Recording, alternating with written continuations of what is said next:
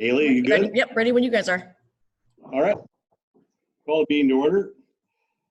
Regular council meeting Wednesday, May 13, 2020, held by Zoom, of course. I'd like to recognize the fact that we are holding this meeting on the lands, traditional lands of the Coast Salish people.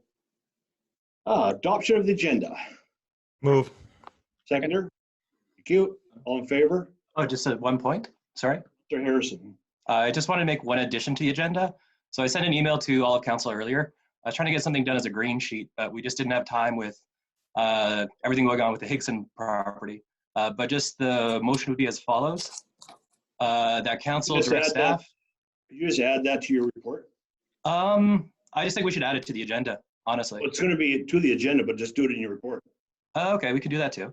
I'll second that amendment. Thank you. All in favor?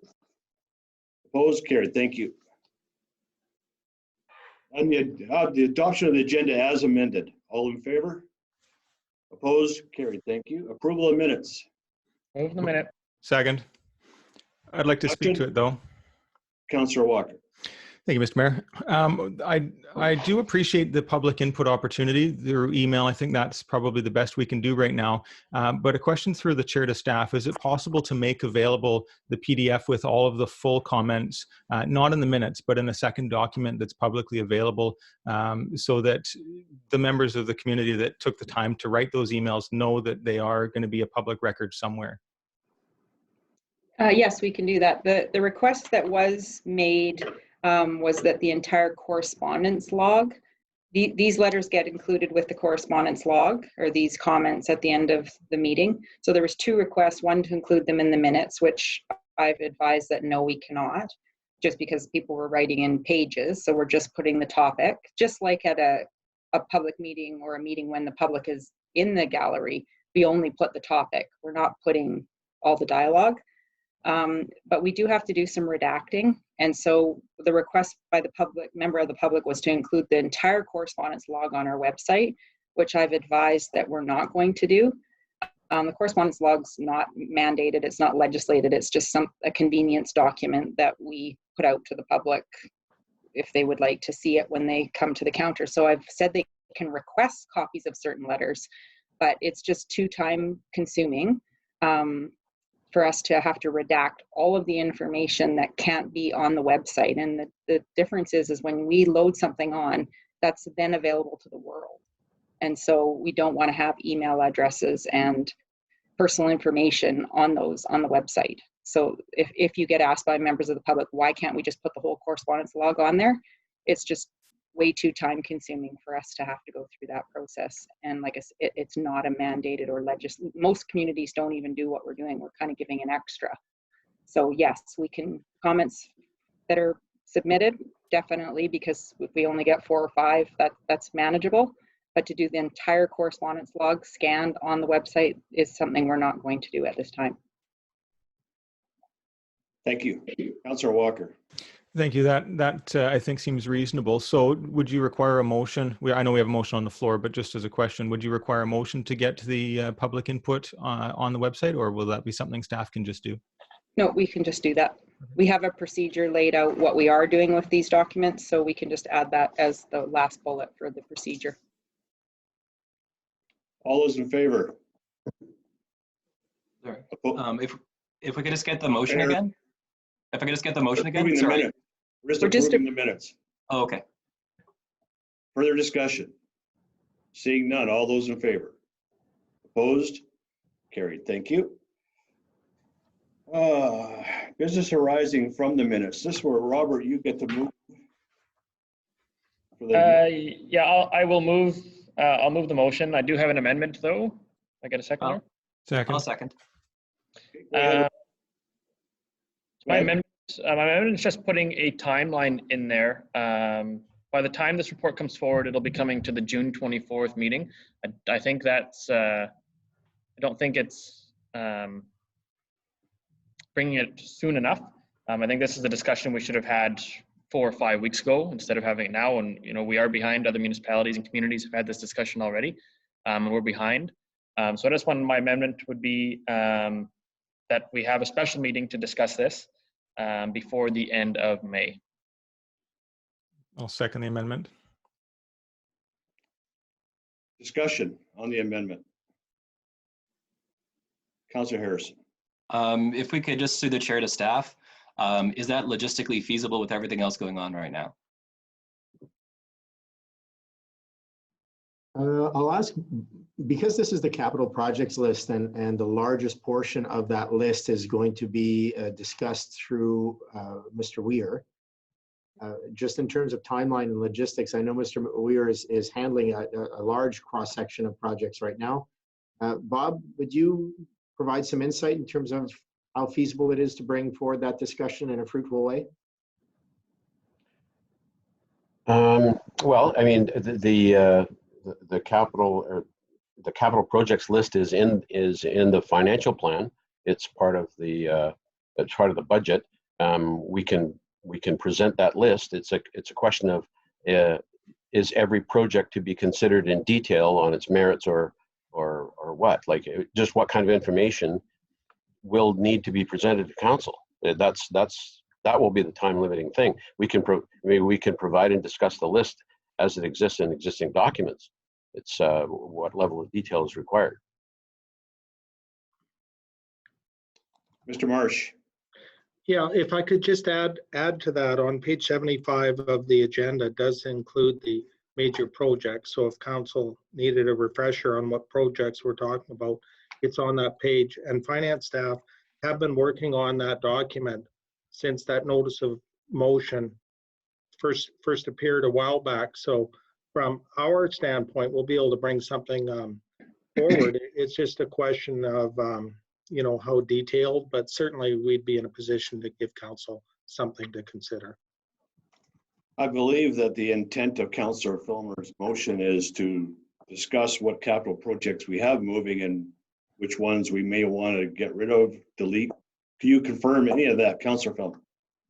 You know, my goal is not to delete anything. It's if we have got capital projects starting within the next couple months during the COVID crisis, and we don't have the funds readily available, we need to look at delaying or moving some around.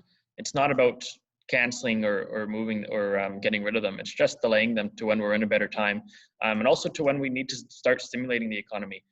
You know, the question was, well, maybe we should be doing it now because, you know, there's work that's needed and we can help the economy now. Well, is this the time to help the economy, or when COVID is nearing its end and we're ready to start going back, is that the time to stimulate the economy? There's two arguments there.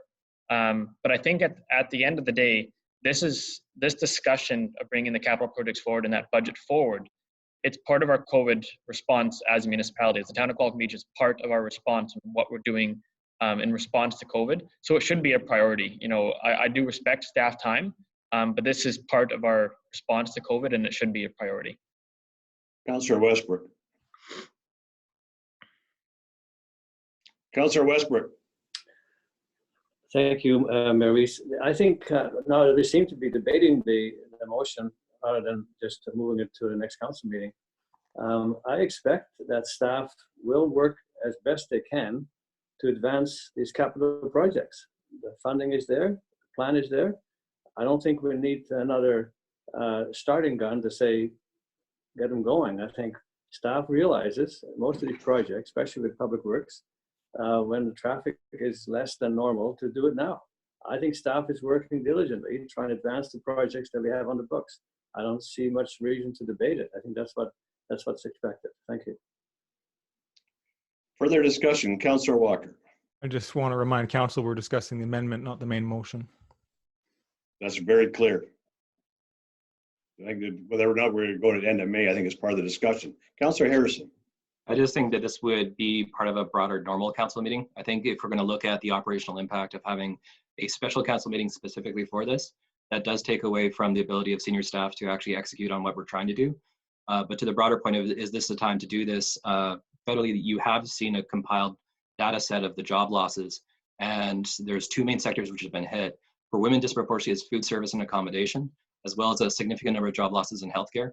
For men, it's disproportionately construction. So I do think that with the town's role of doing infrastructure projects, that does tie into some extent the broader need of where people are at right now. There's also an argument we'll have the conversation later in more depth, but I do think that trying to have a special meeting right now, essentially, might be forgetting the fact that the reason that some other municipalities have changed things around in their budget is because they weren't done their budget yet. We completed our budget before most other municipalities. That's part of the reason why we haven't been making changes in our budget as of yet. But I think just part of a normal council meeting would be fine, and just make sure it comes up in the next one, and it's a good conversation to have. Further discussion on the amendment. Councillor Filmer. When we discuss the budget, we usually set a separate meeting. It's usually some type of CAL meeting or another meeting, but we set a separate meeting for when we discuss the budget. This is an important item, not just to us, but for our community as a whole. So I do think that June 24th is too late. We're already late on trying to discuss this. Whether we're going to make changes or not is a separate discussion.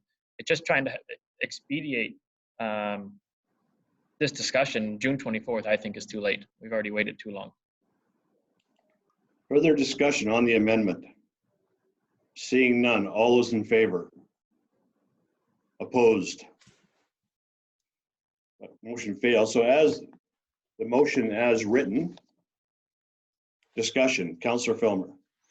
Thank you.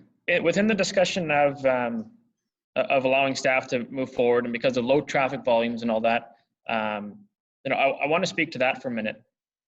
I think low traffic volumes is a good reason why we should be doing some type of project, but we should be taking this time to be doing all of our line painting, which we have started. Any road repairs, any underground road work that we need to be doing, that's the kind of work we should be doing right now. But these big capital projects that are going to take a large part of, even if we have budget for it, we don't know what everything's going to look like at the end of this. No one's got any idea what it's going to look like, but we're going to keep pushing money out there with really nothing else coming into us. It's extremely concerning. And I think this is proper planning and proper management of the municipality. If council doesn't want to go that route, well, that's your prerogative. However, our job is to properly manage and plan for the municipality. We don't know what this is going to look like at the end. It's worth the discussion to discuss our capital projects in a timely manner. Further discussion. Councillor Walker. Thank you, Mr. Mayor. I appreciate the idea of having a conversation. For me, I'd like to look at a larger look for the next 24 months about timelines, but also possibly about rearranging capital projects. If we are finding it difficult, and I don't know where we're at with this, but if we're trying to ensure that all staff are fully employed, possibly moving up the relocation of the public works yard and deferring the roundabout on the waterfront there may make sense. And I think that's just a broad conversation. It may be that the direction we're going is the best way. And if that's the case, that's great. I'm happy that staff are willing to continue with this. But I think having a community discussion about what the priorities are and what the outlook is makes sense. We're going to be going into a period where the federal government has already said they are going to be making substantial infrastructure investments. And if we can capitalize on those by deferring projects, that saves the taxpayers some real money. I think we're ready to vote on the motion. I think everyone's in agreement. We want to move forward with this in June. So further discussion? Seeing none, all those in favor? Opposed? Carried. Thank you. Public input. Heather. Thank you. So Luke will address the development variance permits that are before council. We did receive public input prior to the publication of the council agenda package, which you have, but I will just summarize what has been received and distributed to all of council since then. So for the development variance permit for 596 Eaglecrest Drive, we've received 2 submissions, which council have, and we've also posted those submissions on the website. For 333 Judges Row, we've received 1 submission, and that also council has been given, and it is on the website with the redacted information. And on the development variance permit for 217-221 Higson Crescent, we've received 22 submissions on that development variance permit. Council has received all of those, and they are all on the website. And I would like to clarify for the public that they don't have these. Some of those submissions, people had sent in upwards of 2, 3, 4 letters. So it's not necessarily 22 separate individual letters. There are people submitting several times. Luke will address the development variance permits later on under his section of the agenda, and I just wanted to clarify those. Very good. Councillor Walker. Thank you, Mr. Mayor. A question through the chair to staff.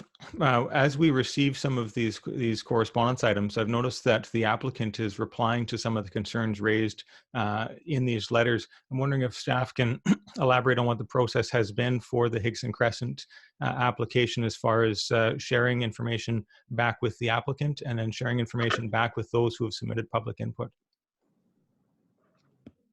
Turn that to Luke. Sure. So the original round of feedback in terms of letters received before publication of the agenda was online and available to the applicant. So they read those and responded to the concerns expressed. Thank you. Councillor Walker. We've received some correspondence from the applicant that was very specifically itemizing concerns raised that were not on the website. And I'm just wondering what the flow of information was and how that works for things not publicly available on the website.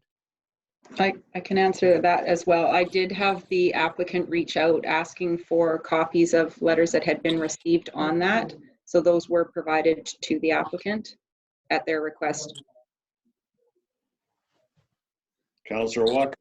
I appreciate that. I think that's good. The information was shared. I think it creates an unusual situation though during public input and when everybody's present. If someone gets up and speaks, everyone else who's present can also respond to the concerns raised. And the letters that were sent back to the applicant, I think that's perfectly appropriate. But it creates an odd imbalance where some people have access to some information and others don't. And so I'm hoping moving forward that we can look at this process and maybe make some refinements. We are very much in a difficult time and making the best of what we have for sure.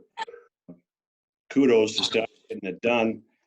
And, you know, I don't anticipate this lasting a real long time. So I'm hoping that maybe we can tweak this a bit to make it a bit more transparent and a bit more, people have more options with regarding all this information. I'm not sure what that is, but I think we're going down the right direction and doing the best we can in very uncertain times with new technology. So appreciate your comments.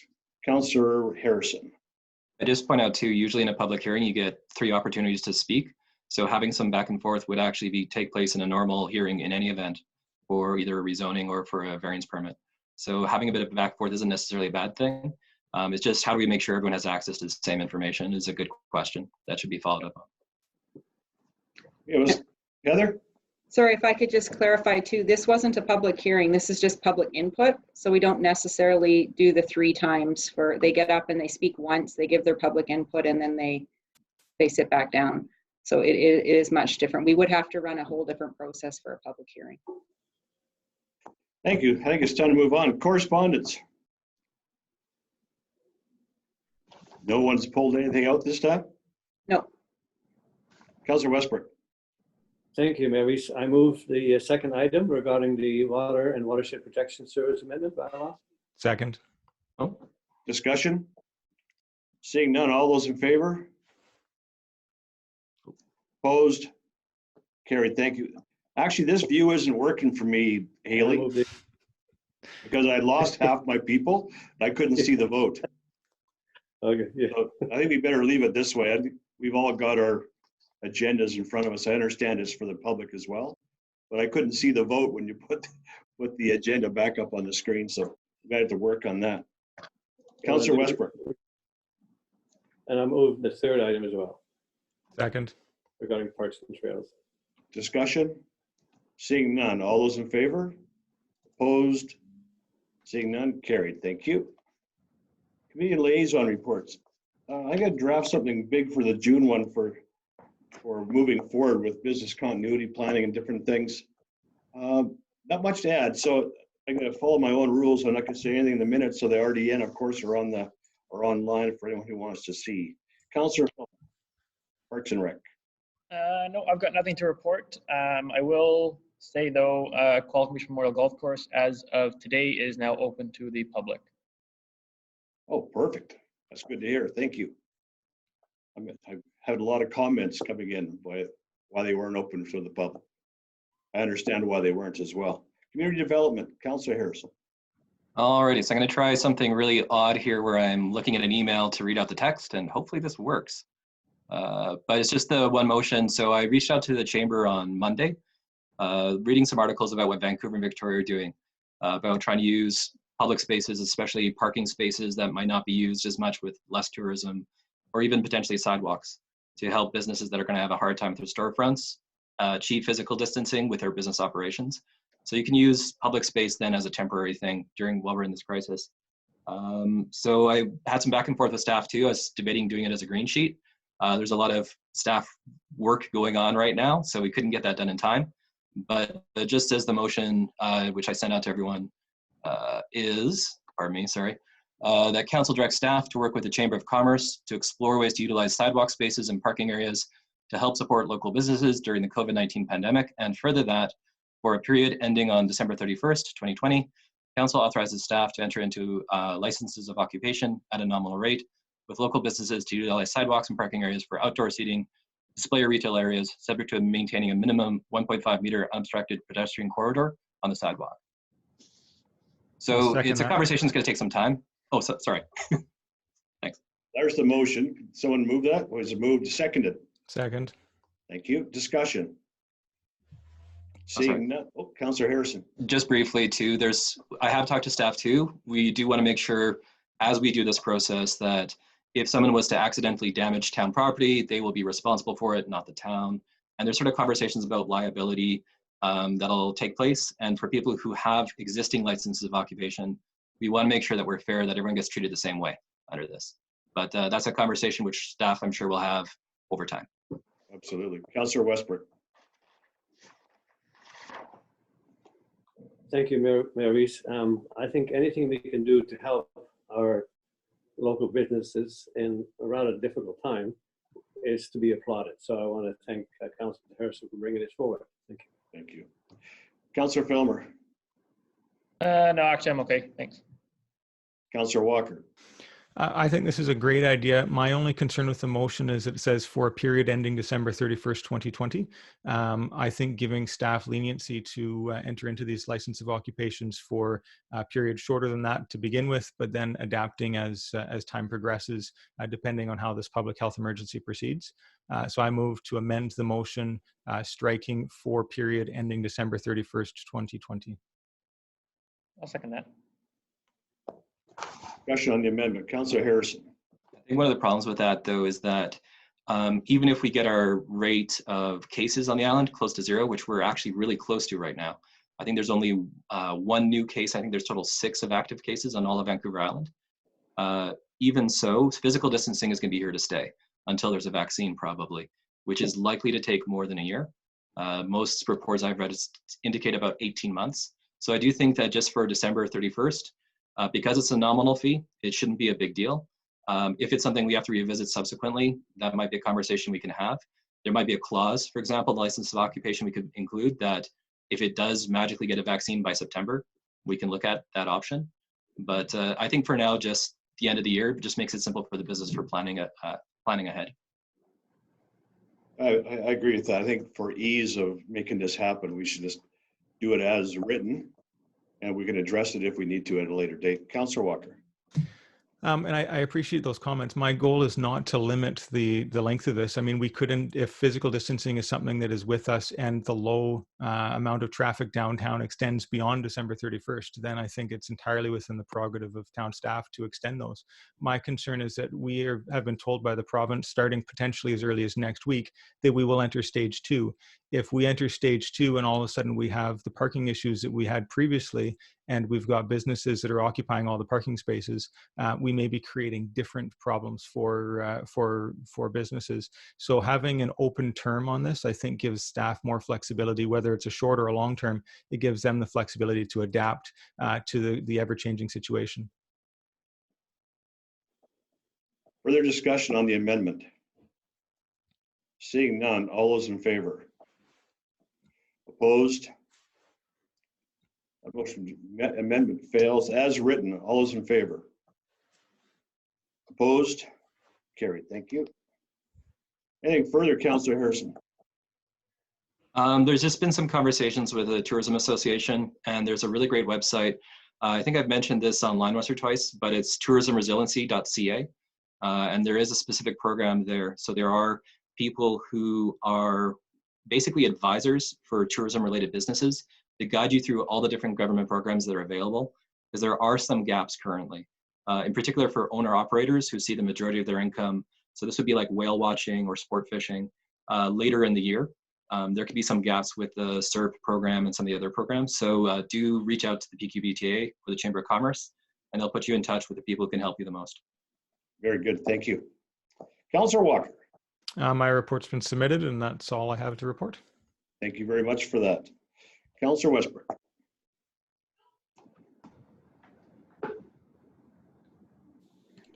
Councillor Westbrook. Thank you, Your Worship. From a security and protective services point of view, I would like an update at the next council meeting regarding the work that is happening at the Elizabeth Little Waterfront Park. So for next council meeting, if we can update on the work that is happening and how we are advancing the idea of having a public space. Thank you. Thank you. Staff reports. Ms. Svensson. Thank you. So I have announcements from the April 20th and the May 1st and May 7th council meeting as part of your agenda package, which is also available for the public online. So I'm not going to read those all out. And then I do have a motion before council to have the June, July, and August 2020 regular council meetings scheduled for 10 a.m. during this period of the pandemic. I'll move. Seconder, Councillor Harrison. Discussion, Councillor Westbrook. No, I just voted. Oh, okay, sorry. I was Councillor gonna Filmer. We're doing discussion. We're in discussion, thank you. Councillor Filmer. Thank you. I find it interesting how this conversation has now come back to us. I understand the reason for this, and it's been easy for us to have our 10 a.m. meetings over the last 2 months. Starting July, if I start going back to my normal work schedule, 10 a.m. meetings will have to be moved back to 3 p.m. I don't see why we can't have our Zoom meetings at 3 p.m. rather than 10 a.m. So I won't support the motion. It's going to make, we had the discussion why our meetings going to stay 3 p.m. It's because I still hold a full-time job and I'm back working full-time. So I can't support the motion. I think that everything should be staying at 3 p.m. And for that reason, I won't be supporting this. Further discussion? Seeing none. Councillor Westbrook. Thank you, Mayor Wiese. I think Councillor Filmer raises a reasonable point. We changed the time to 3 o'clock, 3:30 to accommodate his work schedule. I don't have any trouble myself if we did this Zoom meeting at the same time as when we had the meeting prior at the same on those dates and on those times. Thank you. Councillor Walker. Well, being that two people are not supporting this and one of them can't attend, then I guess I won't support this at all. I was going to make a motion to amend striking July and August, but it sounds like we've got two that won't support the motion. So in support of Councillor Filmer, I will also not be supporting this. Any further discussion? Councillor Harrison and Councillor Westbrook after. Well, I'd say then let's at least do the June meeting. So to Councillor Walker's amendment, that might actually be useful. And then we can have a conversation about July. This is usually a pretty quick conversation, I would hope. But just because we don't know what one member of council's work schedule will be yet, we don't know if business operations will resume or not. It might be good to have that clarity. But if business operations do resume, it would make sense then to revert back to the 3 p.m. if that's okay with everyone else. Councillor Westbrook. Thank you, Mayor Wiese. I would like to make an amendment that we would have changed the starting times from 10 o'clock to, I believe we were regularly starting at 3:30, correct, Ms. Svensson? That was our time? Yes, and I just wanted to mention there was no disrespect to Councillor Filmer on this. I was on the understanding that he had Wednesdays off, so we wouldn't have proposed this if there was an issue with the work schedule. I was on the understanding that he had scheduled Wednesdays off, so my apologies if there was no disrespect with proposing this. I understood the same thing. There's no apologies necessary for that at all. So further discussion. So my amendment is to change the time from 10 to 3:30. Second. Further discussion on the amendment? Councillor Walker. Aren't they already at 3:30? Yeah, I was just going to say there'll be no need for a change. We'll just leave the schedule as is if this motion fails. So if we can withdraw the amendment and then if we all vote against the main motion, we can move on. Right. Councillor Well, Film. I'm sorry, maybe I wasn't clear on this. I thought the motion was that we would let people know that we would have these Zoom meetings at 3:30 rather than 10 o'clock. So people know when and where we're meeting and how we're meeting. Yeah, I think we still need to clarify that they are Zoom. They're not coming to chambers for it. So I think the motion's still good. We just do the amendment to 3:30. Councillor Film. Thank you. No, I will just say, as of right now, I've got Wednesdays off. That is correct. When I got called back. But as operations start to come back, they're planning for July for our operations to go back to a close to normal operations, which means that I may be available or might need to work Wednesday mornings, which is why I've requested that we stay at 3:30. So I believe the amendment is on the table. Is that correct, Svensson? To have the Zoom meetings at 3:30? Yeah, I had both. Councillor Westbrook, were you saying for June, July, and August? That's what I heard. That's right. Thank you. Councillor Filmer seconded that. That's right. So no further discussion. All those in favor? Opposed? Carried. Thank you. That was easy. Financial administration. Mr. We've Marsh. only done the amendment. We haven't done the main Yeah. motion. Yeah. And the Once main again, motion is redundant. It is. On the motion, all those in favor? Opposed? Carried. Thank you. Financial administration. Thank you, Mr. Mayor. The financial report includes a listing of revenue and expenditures to April 30th with a comparison to last year. Also, there's a detailed capital expenditure listing and a statement of financial position. There's also in the body of the memo some information related to COVID in terms of direct expenditures, which is about $53,500. The indirect costs with COVID and the effect on revenue, staff are working on that right now, and we hope to be able to incorporate that on June's report. I have no other comments on that, but would be happy to answer any questions that council may have. Thank you. Councillor Walker. Thank you, Mr. Mayor. On page 75, under the major projects and debt sheet, just before the second, or just before the fourth total, it says property including demolitions, $489,000. Through the chair to staff, I'm just looking for some clarity on what that entails. The expenditure relates to the purchase of the property on Beach Road, Beach and Fern, that expenditure. Also, there may be a small amount in there that includes a demolition on a property on somewhere around Willow Street. I'm not sure exactly where that street is at the top. Pardon me? Willow Road. Okay, that will be added to that particular account. Most of the expenditures related to that demolition have not yet been paid, but that's something that the budget will also include. Very good. Any other questions for Mr. Marsh? Very good. Moving on. Fire Department, Mr. Norris. Yeah, good morning, Your Worship and Council. I have the monthly fire department report to the end of April attached as part of the minutes. I'd be happy to take any questions. Councillor Walker. Thank you, Mr. Mayor. I just wanted to give the whole department a huge thank you for the birthday drive-bys. I've heard of multiple people who that absolutely made their week, and it's having huge impact. So I really appreciate that. Thank you to the councillor through the mayor. It has been a very successful program. I think it is beneficial not only to get the members out and driving apparatus and getting their hands on the equipment, but also obviously in the community. It is very beneficial. We've received many very positive reviews. You know, we went on the Rotary Parade the other night, and of course you guys were very much involved in that, and it was outstanding to see.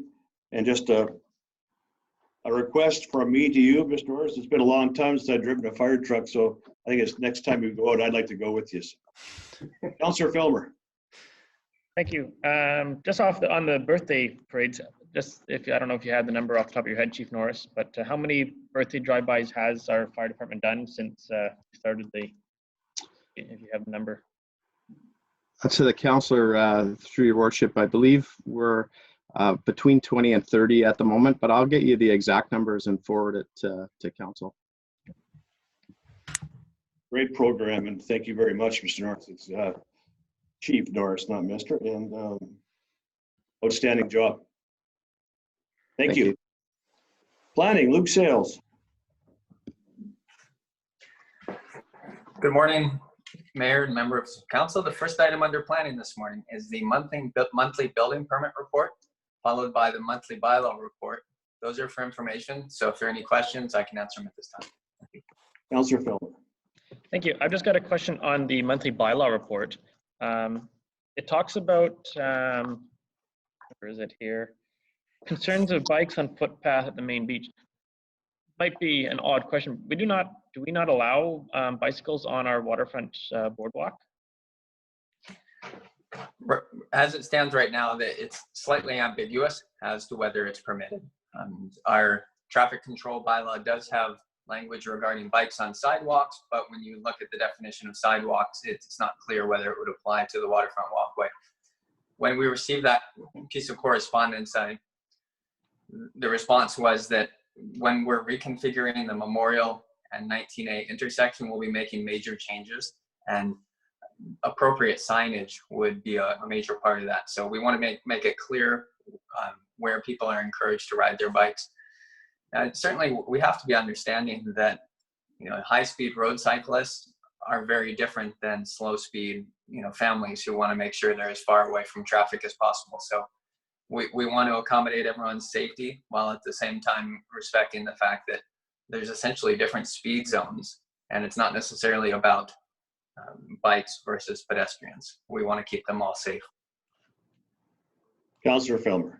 Well, thank you. The reason why I brought it up is we built a new bike path that goes from the top of Memorial down to the bottom of Memorial and connects the boardwalk to basically the beach to our uptown core. And on that new bike path that we've built that follows down Memorial, it's really a pedestrian path, and there's a sign that says bikes may use or cyclists may use. And really that path is the same width as the boardwalk. So when I saw this on the bylaw report saying, there was someone riding the bike on the boardwalk, it created that, the question of if cyclists may use that path. I think cyclists should also be able to use that path while respectfully sharing the path with foot pedestrians. Through the chair, if I could clarify, what's noted on the report there is not that the bylaw officer had taken action against a cyclist, but that we'd received a complaint about a cyclist and responded with information. Right. And I actually totally agree with Sir Filmer's take on that. If you sort of allow it on one and goes right down to the boardwalk, you sort of have to assume that the bike is allowed on the boardwalk as well. I'm not sure I'd want to ride my bike down that on a Saturday, Sunday either, down the beach highway there. It gets a little crazy. So. Moving on. Development appraisal. Sorry? Thank you. Ms. Gould, if you could pull up my presentation, that would be great.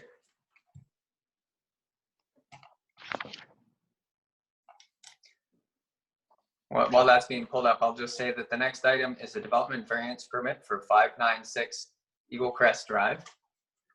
Next slide.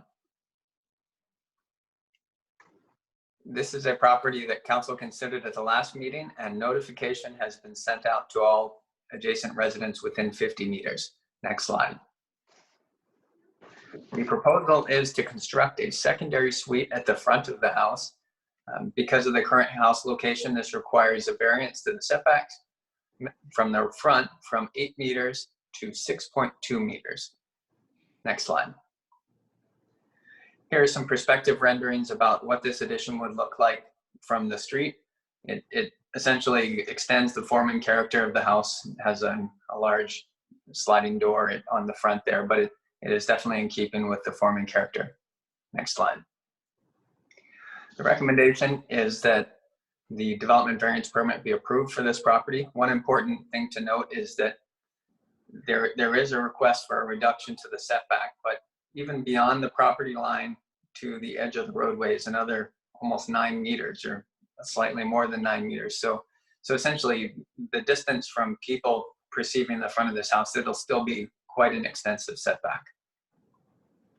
Thank you. Councillor Filmer. Thank you. I'll move the recommendation. I do have a question to staff if it's seconded. I'll second it. Thank you. Seconded. Go ahead, Councillor Filmer.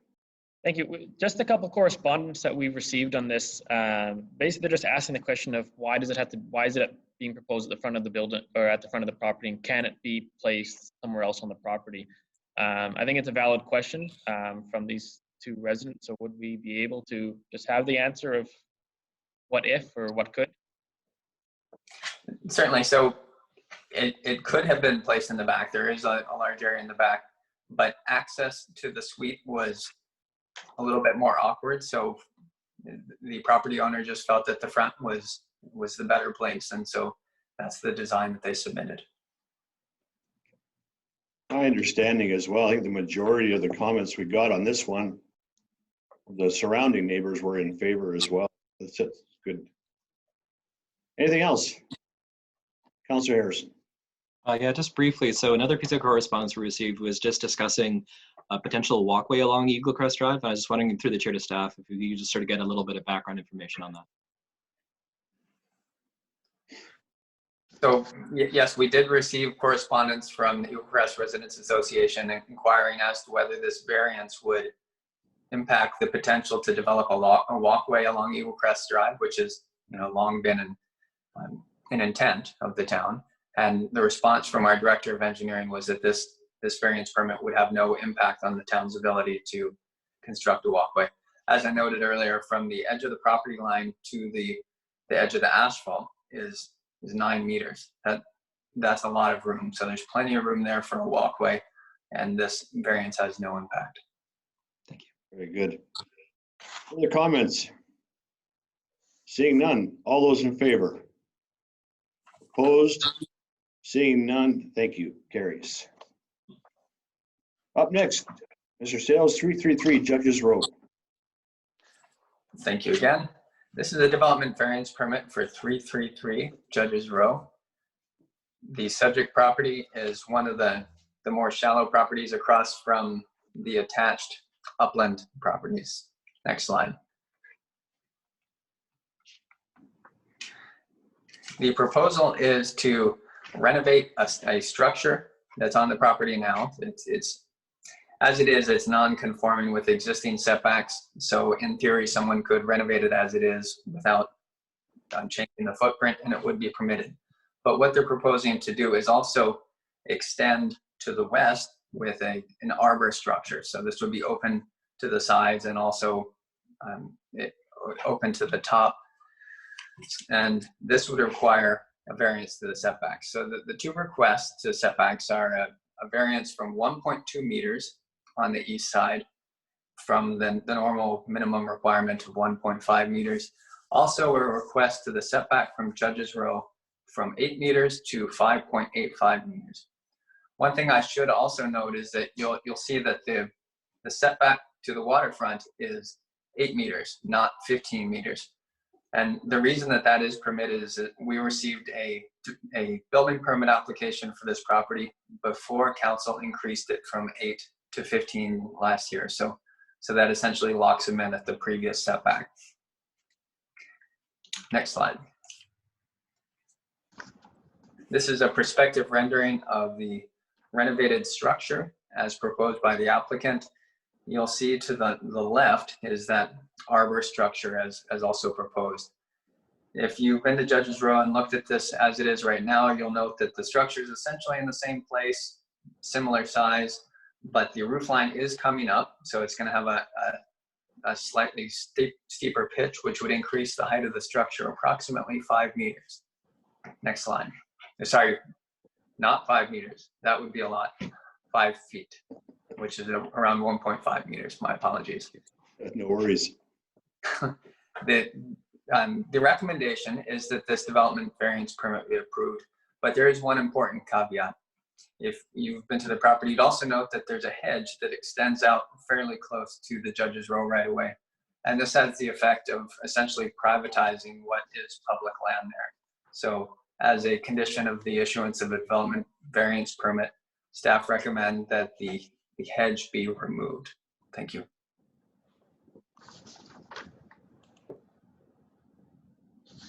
We're back. Councillor Walker. Thank you, Mr. Mayor. I'll move the recommendation and I want to speak to it.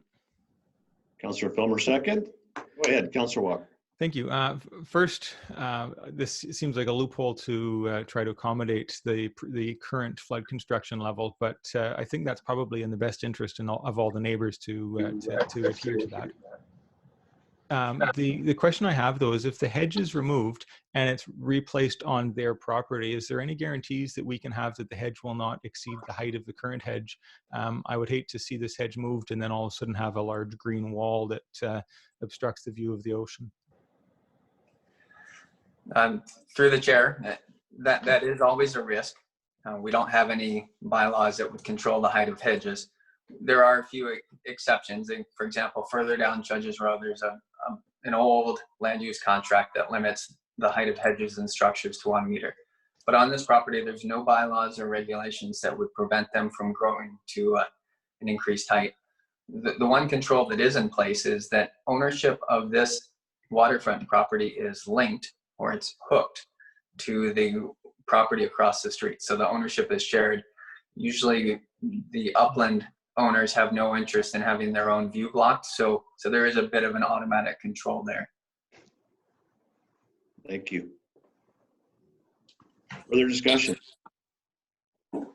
Seeing none, all those in favor? Opposed? Carried unanimously. Thank you. Mr. Sales, 217 Higson. Thank you once again. The next item up is a development variance permit and development permit for 217 Higson Crescent, as well as the adjacent property 221 Higson Crescent. Next slide. This application has two parts to it. First of all is the development permit application portion, which addresses the foreshore improvements that are proposed by the property owner. The second part of it is the development variance permit application, which has two parts to it. First of all, a proposal to reduce the minimum setback to the natural boundary, which is on the water side, and a proposal to increase the maximum height. Next slide. So I'll address those two issues in separate parts, because although they do influence each other, they are separate issues and will be considered separately. This site plan shows the proposed foreshore improvements. And council will note that there's three major parts to this, and they're offshore headland structures. And this is an approach that's endorsed by many coastal engineers. Essentially what it does is it breaks the waves. It reduces the impact of incoming waves from various storms before it hits the upland area. And this reduces the amount of protection that's required adjacent to properties, which allows you to implement softer, more natural shoreline approaches. So there's three headland structures, and I'll just move on to a cross section that shows this in a bit more detail. Next slide. Okay, so what we're looking at in this cross section is the house in relation to the headland structure, which you see to the right on this cross section, and then in between you see the natural beach profile that's going to be established through fill and sort of mimicking the natural profile. I'd like to just zoom in now. We've seen the house. Let's zoom in on the foreshore portion. Next slide. Okay, so what we have here is just a little bit of a closer look at the proposed foreshore work. A few important points to note here is that the existing lawn, so if you walked out on the property today and you went to the top of the seawall, you'd be at approximately 3.6 meters in elevation. Your feet would be at that elevation. So the crest of these offshore headlands is approximately 3 meters in elevation. So that means that you're definitely significantly higher than that. And so it wouldn't necessarily have an impact on views. Another important thing to note on this cross section is that the offshore headland structures are intended to capture small rocks and sands and sediments and such to help establish that natural beach profile over time. There would be some fill associated with it, once again mimicking the natural profile of the sands and sediments, but they're actually designed to capture sediments as they move up and down the beach. And next slide.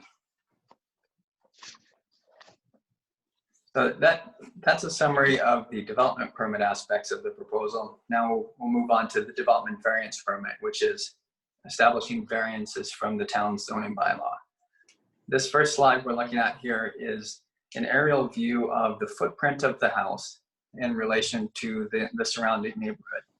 And this one is really important because it's important to know how the scale of the house is similar or different from the scale of the adjacent houses. And you'll see there's a label on 217 Higson Crescent. If that label weren't there, it wouldn't be entirely clear which one is the new house. So the scale is actually fairly compatible. It is farther away from the foreshore than the adjacent houses. That's the one significant difference. And the garage is closer to Higson Crescent, but within the town's zoning bylaw. Next slide. So another request in the variance is a variance to height. And this slide highlights a few important parts of what's happening here. So the actual building height is almost virtually identical to the neighboring property, which is 8.5 meters.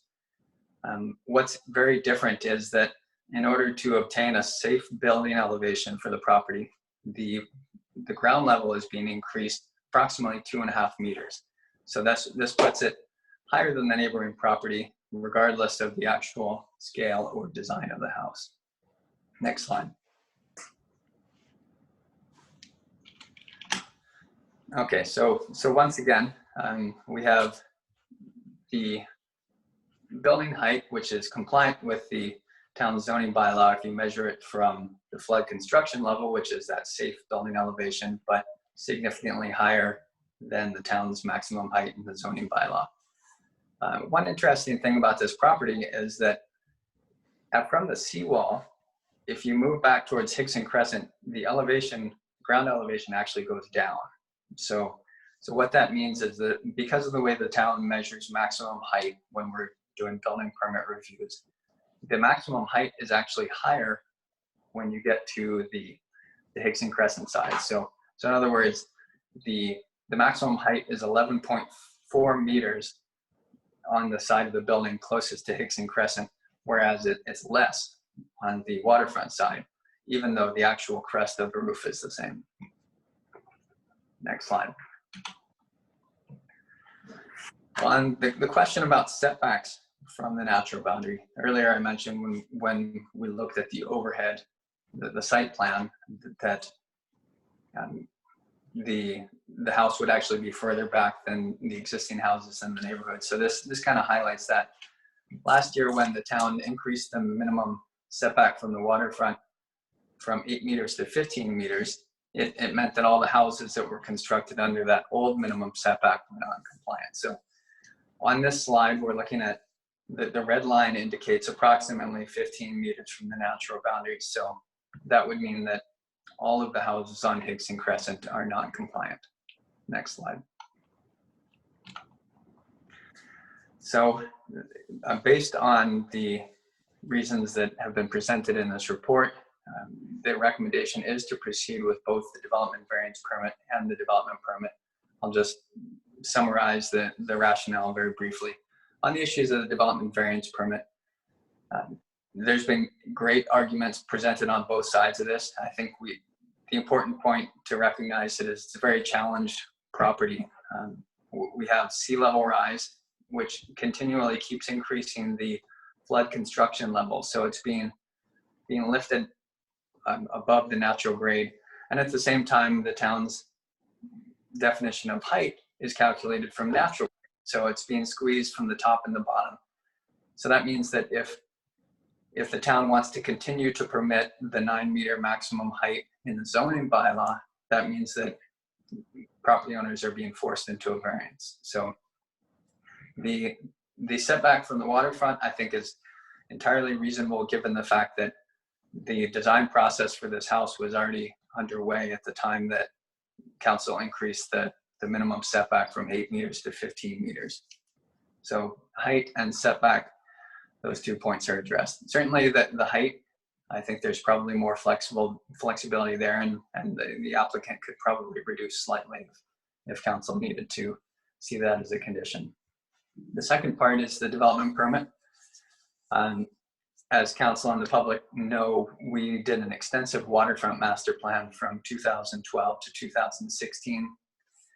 One of the things that came out of that was that the town has to address the impacts of sea level rise. Certainly it's going to happen one way or the other, whether or not we plan proactively for it or not. The idea of simply continuing with the hard vertical seawalls or even the riprap walls, those are shown to be actually very harmful to the waterfront.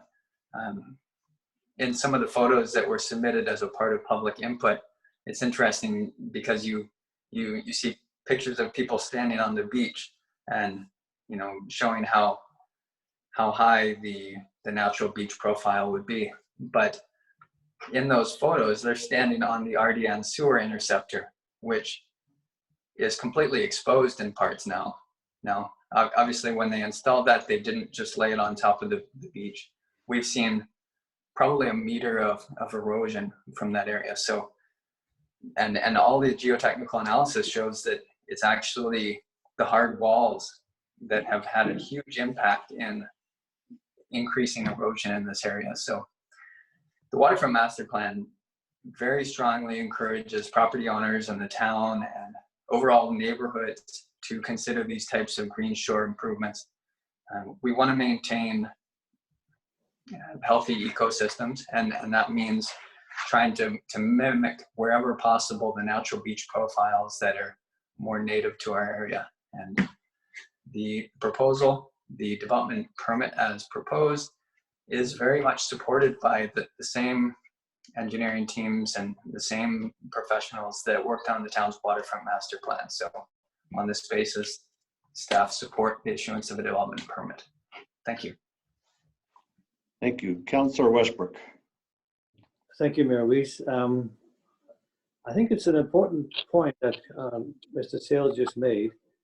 Rather than pushing their development permits forward or their application for a permit forward like they have in Judges Row, these people were responsible and saying, well, let's get all the reports in from the people they hired dealing with the waterfront and apply. But they have been working, as far as I can tell, for about 1.5 years, if not longer. So I'd like to make a motion regarding the development variance permit dealing with the house and the setback. And that is that council directs staff to issue development variance permit for 217 Higson Crescent and 221 Higson Crescent as described in the May 13 memo to council. But I have two subjects actually, that the minimum setback to the house or the property to the northwest side would be 3 meters. So rather than 1.5 meters, they're actually doubling it to accommodate some of the concerns addressed by the neighbor, or addressing the concern by the neighbor. And the other one is that the variance to maximum height shall be 1.9 meter rather than 2.4.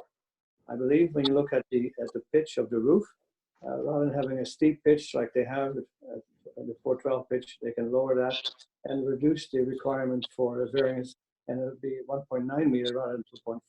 So that's my motion. Seconded by Councillor Harrison. Discussion. Councillor Walker. First, the motion refers to both properties, but the development variance permit is only applicable to the first property. I think being that this will involve some dramatic redesign, it would be appropriate for this to come back to council. What's happening is this motion is to approve it subject to these changes, but it's difficult to understand whether this motion or these changes will actually have a beneficial impact on the neighbor next door. My concern with the height is not so much the height at the main portion of the building, but it's closer to the road. There's going to be a rental unit above the garage with a window overlooking the neighbor's yard, and that to me is concerning and greatly diminishes the enjoyability of the front yard for that owner, as far as I'm concerned. So I would much rather see this motion simply refer the applicant to come back with revised plans to consider the concerns of the neighborhood. Councillor Filmer. Thank you. I didn't support this when it first came to us. I'm still hesitant to support this. I think one reason I got to meet with the neighbors on all sides, that basically along the street, and I got to also walk their properties. One of the neighbors is going to be living right next to this giant wall. And then the other neighbors, their views out into the ocean are going to be not obstructed, but diminished by a foreshore improvement. My one question is this are we setting a precedent here? Are all the waterfront properties all the way from Higson down to Judges Row, are they going to be allowed to build these big foreshore improvements out into the waterfront? The other part is just a neighborly thing to do. If you go into any residential neighborhoods, whether it's Eaglecrest or Chartwell or Qualicum Woods or any other residential area in Qualicum Beach, and your neighbor says, I'm going to build a new house, or I'm going to rework my house, and I'm going to have this big wall right beside your house, and out in my front yard I'm going to put this big fence that's going to go diagonal across my property. It's going to be really tall, and that's what it's going to do. None of the neighbors are going to like it. And when you talk to all these neighbors that surround the property from across the street to beside them and houses down, none of them are in favor of what's being proposed right now. And I think that's the important piece. When this first came to council, we were told that this applicant had gone to all the neighbors and had the conversations and everything was fine. And then a couple days later, we were told that's not true, and we were invited to go to the resident's house and walk the properties. So I don't think everything is being proposed as what it should be. And as that, I cannot support the proposal. Councillor Harrison, Councillor Westbrook. So prior to this becoming council business, the proponents did actually reach out to me, I think every member of council as well. And they told me that 2 members of council said it'd be highly inappropriate to meet them and that they haven't had an opportunity to speak to them yet. I'm just curious as to why it was deemed to be highly inappropriate to speak to the proponent prior to this becoming council business. So that'd be through the chair to either Councillor Walker or Councillor Filmer, I believe. Those are the 2 people who said, they told me at least, that you said it was highly inappropriate to speak to them prior to this becoming council business. Councillor Walker. I'm not sure what the question is referring to. We have a policy 3008-6, I think it is, that while an application is before council, that we are not to, or the applicant is not to speak to members of council regarding the application.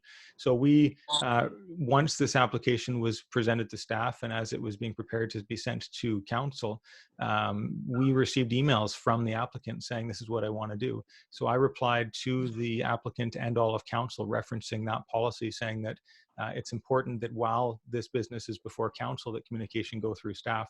So I'm not sure of the timelines. I'm not sure if you were in contact with this applicant before they were dealing with staff. But once the application, like we received an email yesterday from the applicant communicating directly with council. And that was the type of communication that I was hoping to be discouraged.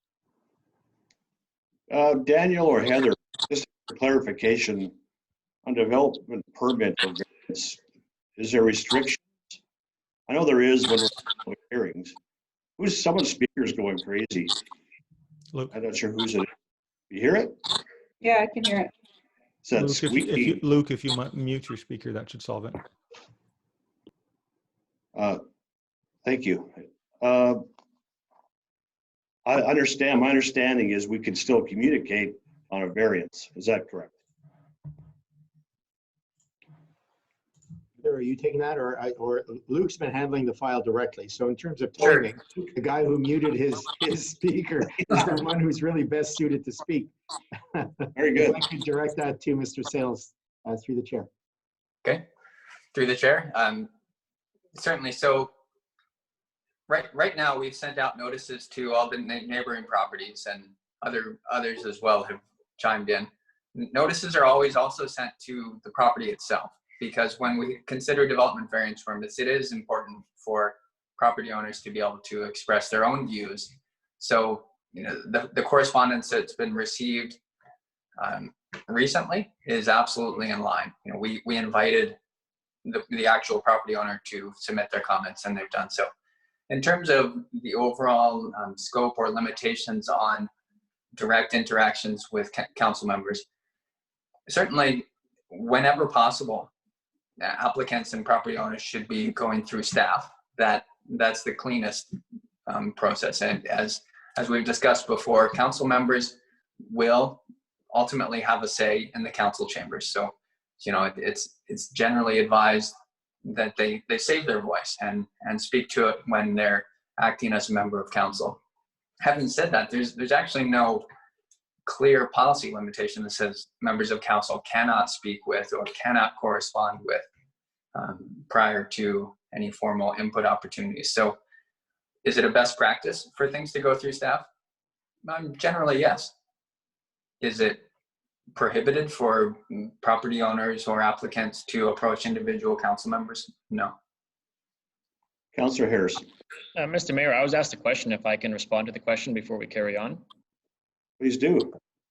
Thank you. First, I'm not understanding the point of the question other than to put someone personally on the spot. But I received, so I'm not sure what the resident told you. I did receive the request. I never even responded to the request. So to say that two members of council refused to talk to the applicant is false and wrong, because I actually never responded to the request to meet or to speak with the applicant. So one member council might have, but I never even responded to the request. So the accusation is that I refused is false. Thanks for that clarification. I don't think we need to go beat down the road. Councillor Westbrook. Thank you, Mayor Wiese. I'd like to correct an error. On the development permit, I used both addresses, the 217 and 221, but obviously this variance for the home is only on one property, and it's 217, so we could scratch, if it was recorded, the 221 Higson Crescent address from this motion. Thank you. I think that's an easy, friendly amendment. I think, you know, the part of this problem we're having with this application is that the humongous large amount of false information that's been circulated in the community, which I've addressed some with some of the neighbors and their representatives. I'm just not sure where all this information came from, where they couldn't walk on the beach anymore. The guys making their private beach, and they're doing all kinds of different things, which a lot of the feedback we're getting is related to that, and it's false. It's false information. So as much as I've seen a whole bunch of comments about they don't want it, but the information they're basing their decisions on are all, not all, but majority of false information, which is very concerning. Further discussion. Councillor Filmer. Thank you. Just a question, when we start talking about the foreshore work and what information is correct and false, what letters or information are you referring to that is deemed as false? Just so I know what, because I've received everything and I've been told that what is false and what isn't false. So I'd like to know what has been given to us that is false. If I could have a point of order, Your Worship. Councillor Westbrook. Thank you, Mayor Wiese. The motion is just dealing with the house. The foreshore is coming up next.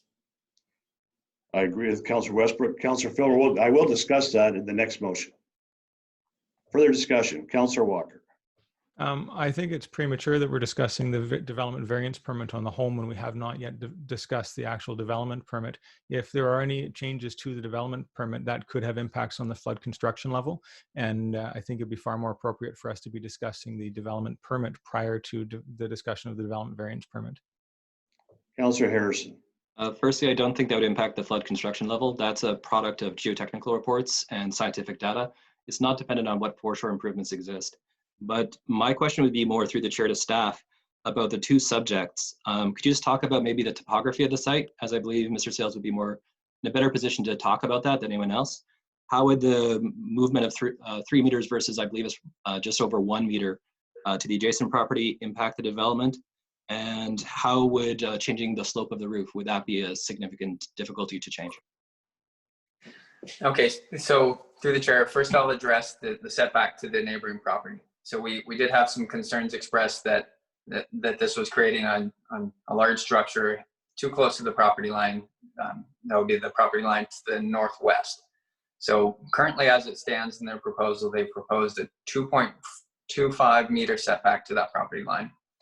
The proposal from Councillor Westbrook would increase that to 3 meters. Now, the important thing to note here is that the town zoning bylaw actually permits a property owner to build within 1.5 meters. So rather than 1.5 meters, the minimum on that side would be 3 meters.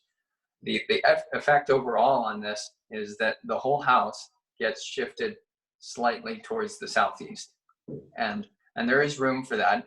I think it's likely to have some impact on their access or landscaping on that side, but from my review of the plans, it's absolutely feasible to move the house 0.75 meters away from the neighboring property. So in relation to your second question, which was, how would a reduction of 0.5 meters be achieved, and what would be the overall impact on the house? There's two ways that you could essentially address this. The first would be by lowering the pitch of the roof. So currently, as it stands, there's a 10-12 roof pitch proposed. That's sort of typical for like craftsman style houses. So it's a very attractive look, but it could be reduced to 8-12, which is still a very attractive and common roof pitch. That wouldn't negatively impact the form and character, and that would knock off approximately 0.5 meter from the height of the building. That on the inside, there's some implications in terms of finishing and such, but it is feasible.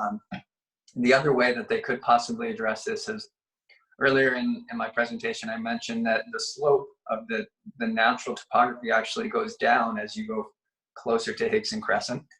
So the part of the building that needs to be lowered the most is actually the side closest to the road. That's where they have the biggest problems. So there could actually be an opportunity to step the building slightly as you go down towards the road. And what this would do is reduce the height as the way the town calculates it. It wouldn't really have a huge impact on the usability of the house because, Councillor Harrison, as you know, it is proposed to likely be a suite above the garage as it is right now. So both of the changes as proposed by Councillor Westbrook are feasible. They would require minor modifications to the site plan, but in my opinion, wouldn't negatively impact the form and character. Councillor Westbrook. Thank you, Mayor. The reason why I thought we should deal with the home itself first, because if we don't approve this development variance permit, they won't be doing anything on the foreshore. So we need to approve the home first, and then we can deal with the waterfront side. Thank you. Councillor Walker.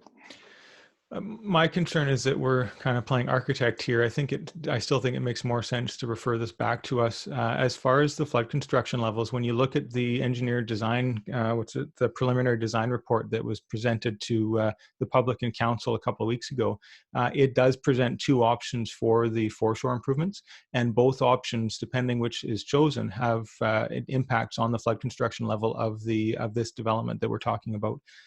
So as this is motion is presented, I definitely can't support it because we're basically approving something sight unseen, and we still have yet to discuss the foreshore improvements, which could negatively impact the flood construction level. Further discussion? Seeing none. All those in favor of... Sorry? Recorded vote, please. All those in favor? Opposed? Carried. Thank you. And I'd like to make a motion regarding the foreshore. and that is for council to authorize staff to issue a development permit for 217 Higson Crescent and 221 Higson Crescent, as described in the May 13, 2020 memo to council, subject to confirmation that there will be an unobstructed pedestrian access across the foreshore during high tide. Thank you. Seconder? Mr. Harrison, I'd like to discuss that first. I think that was a lot of the complaints we heard as well about they won't have access to go down the foreshore during high tide. And that's where I was referring to Councillor Filmer. What I was going to clarify is I don't think that's true, and apparently it's not. So again, it's information that some of the neighbors got from somebody that was not crystal clear. And I have no idea where it came from or how it happened, but there's a lot of typical stories. Someone tells a story to somebody else, to somebody else, to somebody else. By the time you get the story at the end, it's something totally different than how it started. So I can understand how it happened, but it definitely happened. So discussion. Councillor Walker.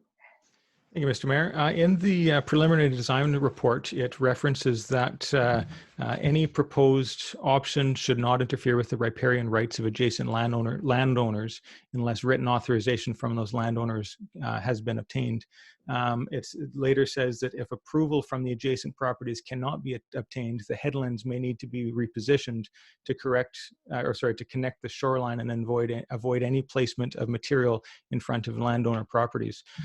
We received an email from the direct neighbor that says that she has reviewed the supporting documents from above report and expressly does not give permission for option 1 regarding the implementation of such a contravention of her rights. And she's referring to taking legal action.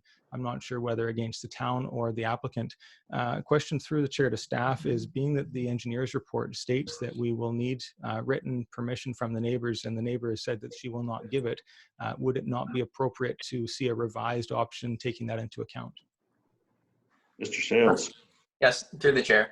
So in discussions with the coastal engineer, he recommends that these side headlands be positioned as currently proposed. And partially that actually protects the neighboring property. But they could just as easily be moved inland, so they're not at all in front of the neighbor.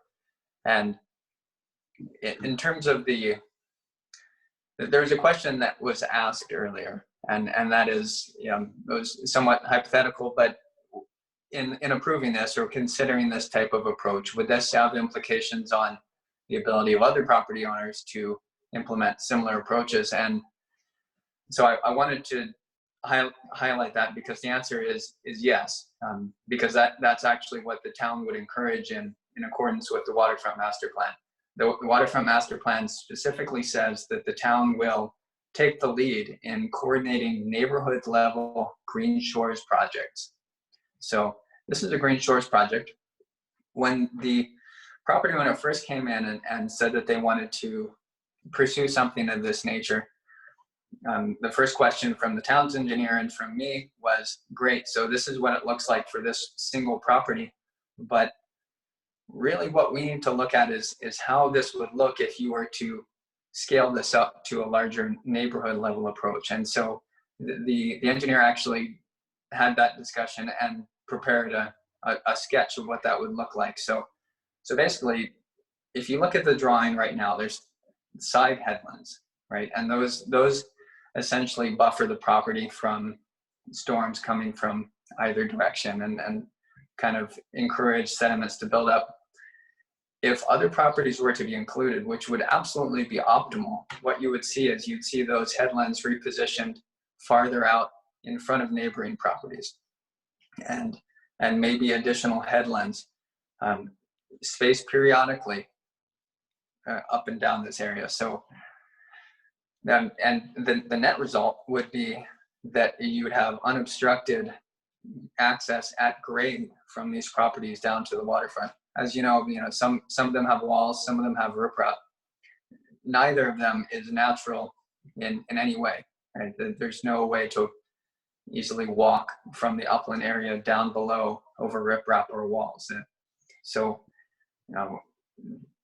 that's kind of an important test to understand how natural something is, because a natural shoreline in our area would have a much more shallow slope, and that's what we're attempting to recreate here. So in answer to your question, sure, we could see this expanded, and in fact, I think that's something that we should explore in the future. And I do want to briefly touch on the issue of riparian rights, because this is something that always comes up when we're discussing waterfront properties. So according to common law, a waterfront property owner basically retains the right to be able to access the waterfront. Thinking back to eons ago, that would be so they could drag their fishing boat out onto the water and go and use the water. So whether or not that's the case now, this natural right still is retained by property owners. So anything that was placed out in front that obstructed their ability to access the water for, by say dragging a boat out there, would be prohibited by common law. That's not to say that it has anything to do with the town's authorization of it. This is well beyond the town's scope. So in terms of the town's liability, all we're reviewing is whether or not the town wants to issue a development permit to authorize the work. This is not implying any rights or infringing on any rights with relation to common law. And it's also not acting on behalf of the province, who still has to review this. So if this is approved, then it has to go to Forest Lands and Natural Resource Operations to consider the impact on the wildlife management area. Then it has to go to Crown Land Authorizations to consider whether they are willing to enter into an agreement to allow this on Crown Land. Then it has to go to Navigation Canada to ensure that it doesn't have any impact on property owners or people that want to use this for fishing or boat access. And then it has to go to the Department of Fisheries and Oceans to ensure that it has no negative impact on fish. So we're essentially the first part of a lengthy approval process that covers off all these issues in much more detail. Thank you. That was really great information. Thank you. Councillor Harris. There you go. So I just want to highlight too that this is in line with page 50 of our OCP, which says wherever possible, water edge treatment should follow the recommendations of the Coastal Shore Stewardship Guide.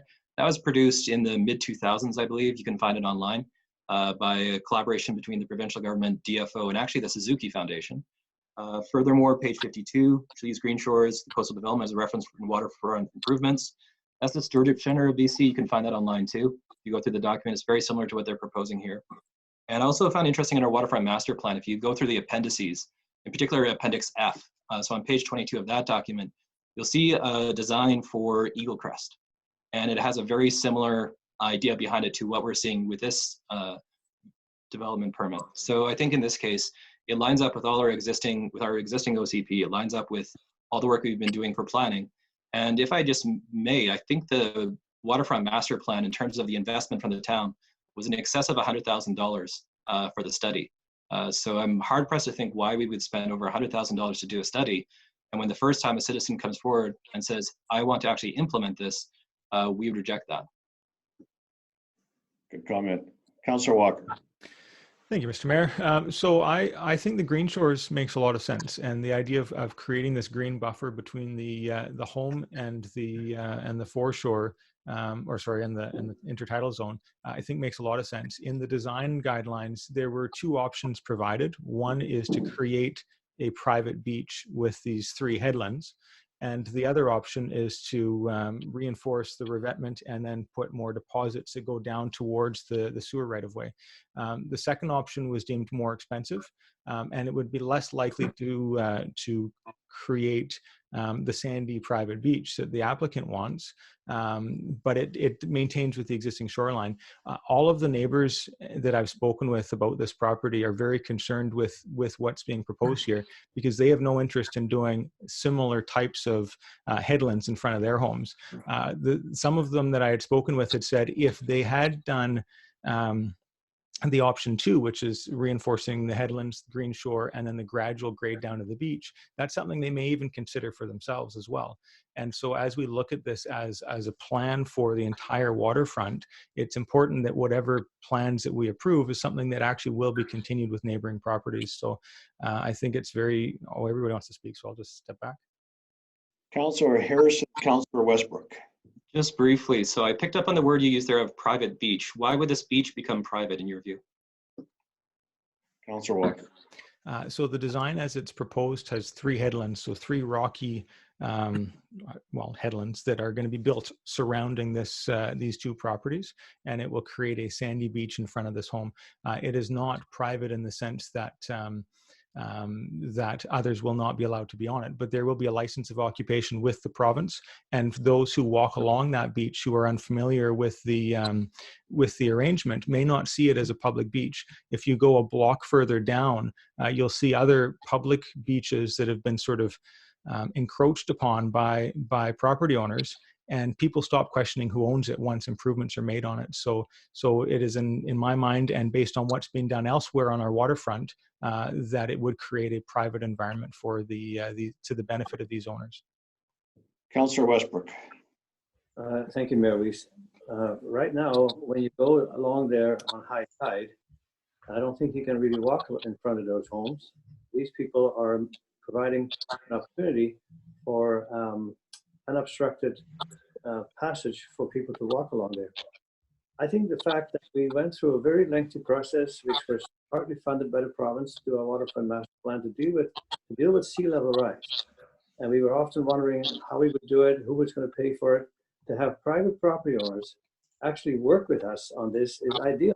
I would hope that more people take them up on it. We've seen some work done at Milner Gardens. Of course, we did it ourselves at the Brandview area.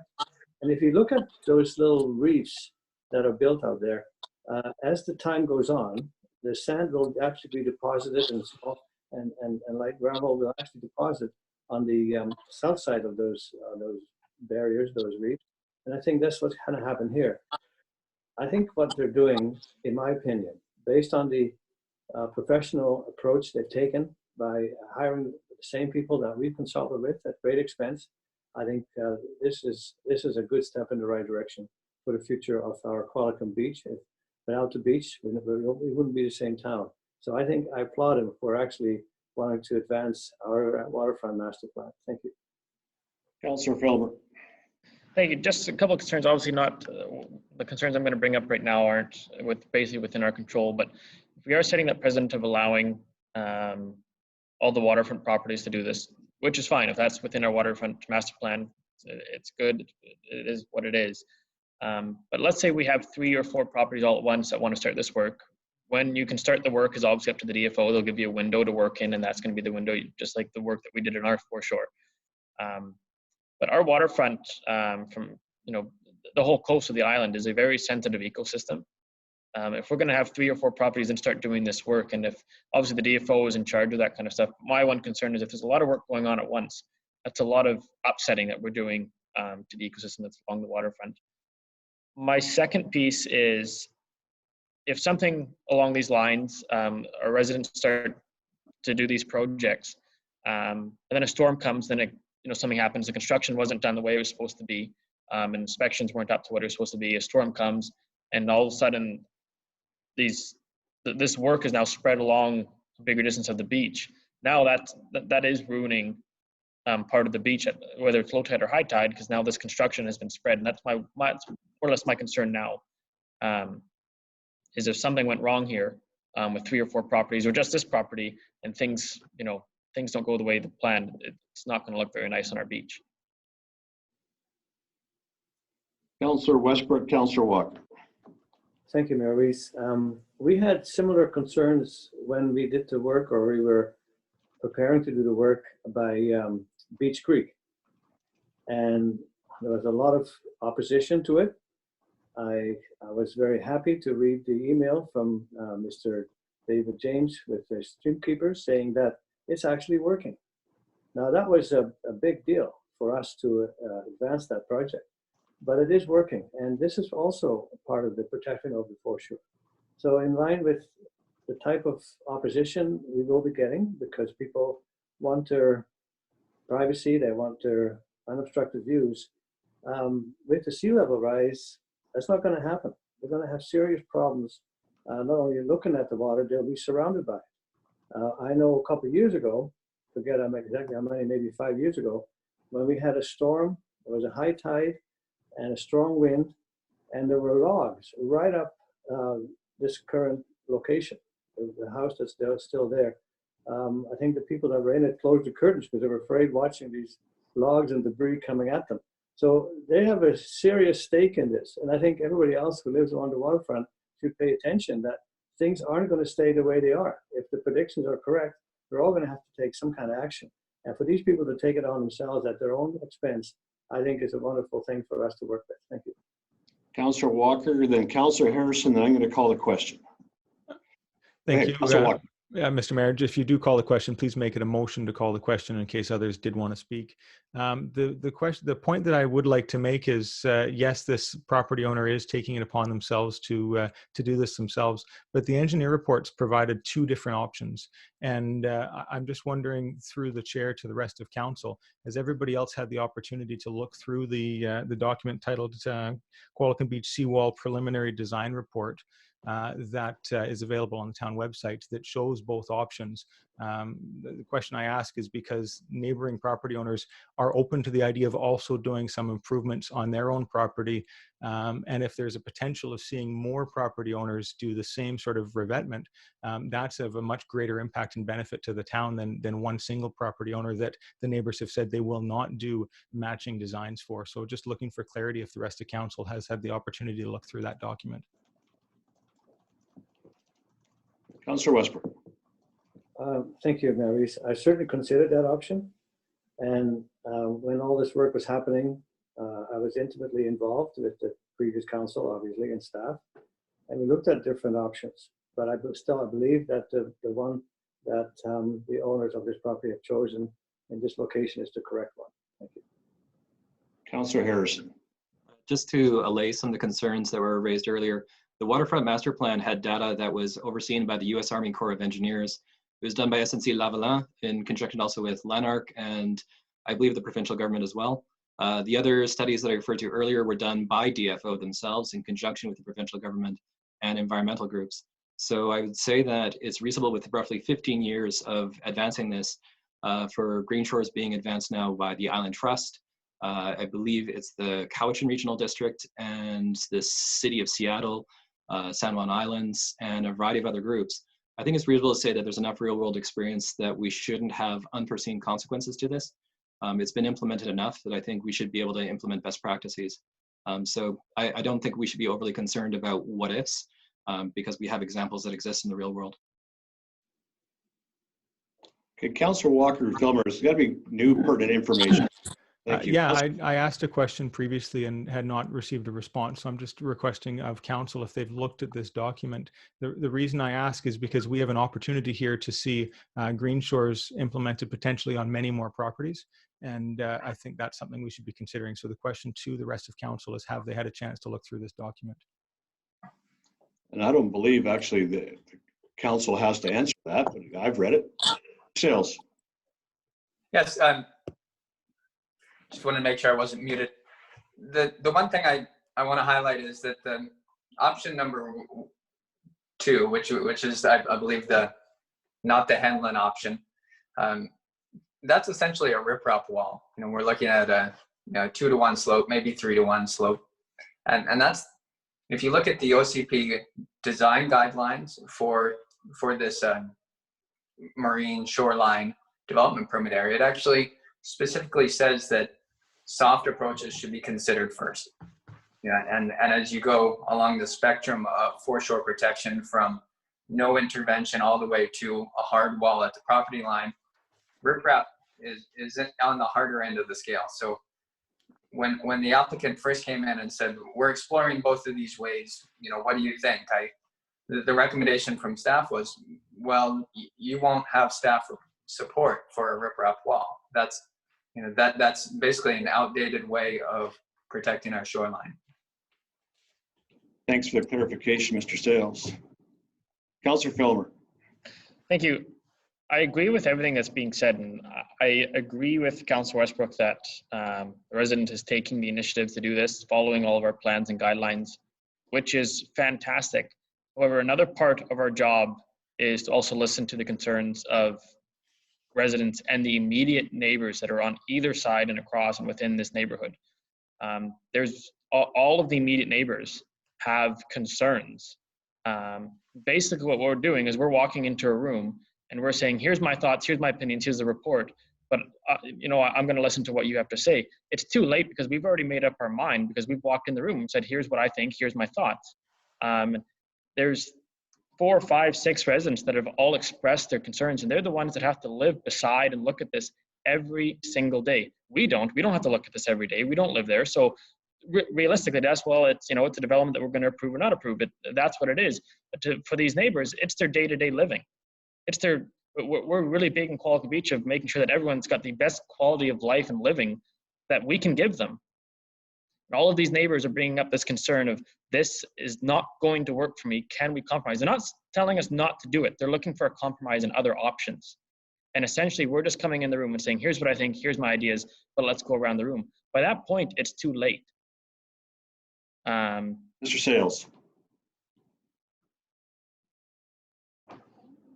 You're muted, Mr. Sales. Unmute. There we go. How's that? You kind of wish you could do that in real life, right? Mute or unmute. So, anyway, what I'd like to highlight is that there may be a compromise position.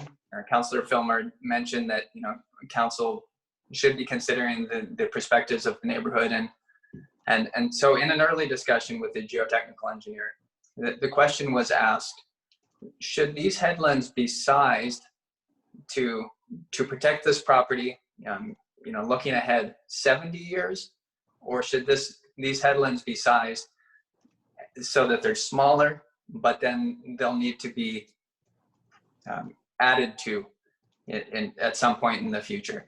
So, and the response from staff was, well, you know, we'd really like to do it once and get it right, but there is a compromise here, and this may be something that we need to explore. So if council does want to accommodate the interests of the neighborhood while still, you know, supporting this Green Shores approach, we could look at a motion that basically says that council authorizes staff to issue a development permit as indicated in the report, subject to the headland structures being reduced to the minimum height required to effectively protect the property at the specified FCL. And so this would minimize the views for the neighbors, minimize concerns about the changes in grade and such. Just what council and the public should know is that implies that probably 20, 30 years from now, they'll need to be going in and making these structures higher. So I just want to provide that as a possible way of accommodating both interests. Councillor Westbrook. Thank you. I think that's a reasonable suggestion. The sea level rise is not going to happen overnight, so we probably have to raise the ones that we're putting in as well over time. So I think I would be open to amending the recommendation to have the headlands to be reduced to the minimum size as required. So if that's seconded, I would consider supporting that. Second that. Seconded. So on the amendment, discussion on the amendment. Seeing none, all those in favor? Opposed? That carries. On the main motion, further discussion. Seeing none, all those in favor? Opposed? Carried. Thank you. Next one. Oh, sorry, I forgot to mention, could we record the vote on that as well, please? Thank you. Bay Street.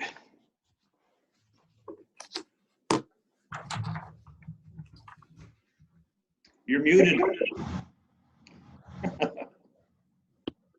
Apologies, you made me self-conscious earlier when you said my mic was feeding back, so I'm trying to be No worries. respectful. Okay, so next item is creation of a safe pathway west of Bay Street. And if you could pull up my presentation.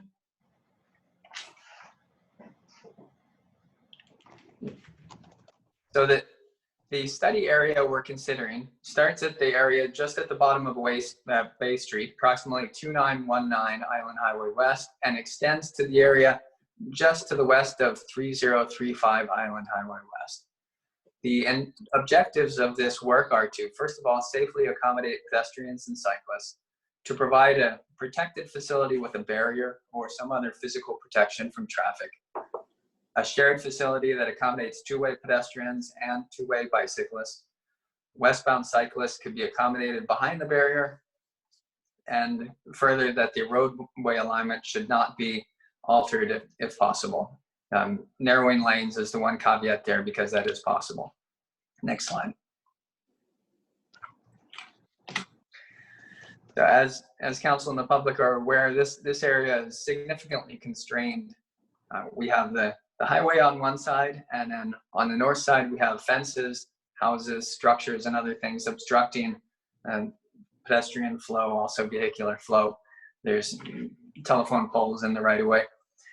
Interesting, you'd note that the fence on the photo at the top of this slide is actually well into the town right away. So it's sitting on public land right now, which does definitely obstruct pedestrian access. Next slide. Recently, the province issued guidelines for the reallocation of roadway space for physical distancing, and this is very timely. It says sidewalks and walking paths are seeing increased traffic as people get out for exercise and fresh air. Physical distancing guidelines to keep 2 meters apart is challenging when walking space is constrained or many people are trying to use the same space. Next slide.